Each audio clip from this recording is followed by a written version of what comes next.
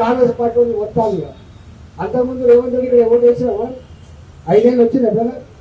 ఒక్కనాడు కనపడని, ఒక రూపాయి పని చేయని ఆయన మళ్ళా నా పార్లమెంట్, ఈ పార్లమెంట్ ఎక్కడ కదా బాబు, ఈ పార్లమెంట్ ఇక్కడ ఇల్లు ఉందా, వాటి ఉందా?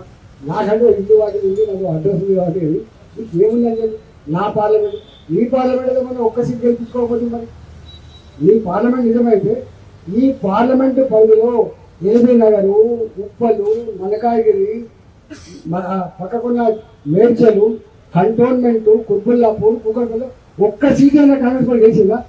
ఒక్క సీట్ అని మరి తప్పుడు రాని తప్పుడు గెలిపించుకొని నువ్వు ఇది నా సీటు, నీ సీట్ ఎక్కడ ఏదో నీకు అక్కడ పోతే ఇక్కడ భిక్ష పెట్టిన మా ప్రజలు పట్టుకొని నువ్వు అవమానపరిచే ప్రయత్నం చేస్తున్నా మంచిది కాదు.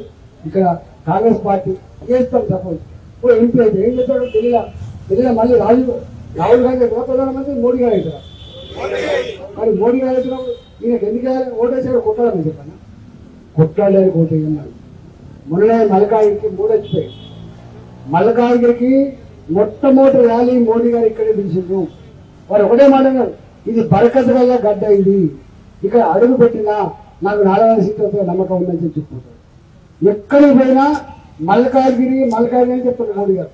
అంటే గంత స్థాయికి ఎదిగింది ఈ మల్కాగిరి, గంత నమ్మకాన్ని పెట్టుకున్నాడు మోడీ గారు. కాబట్టి ఆ నమ్మకాన్ని దేశంలోనే అత్యధిక ఓట్లున్న నియోజకవర్గం కాబట్టి అత్యధిక మెజారిటీతో గెలిపించి మోడీ గారికి 400 సీట్లలో మల్కాగిరి ఒక సీటుగా మనం కానుక వేయాలని చెప్పి మనం చేస్తూ కోరుతున్నాం.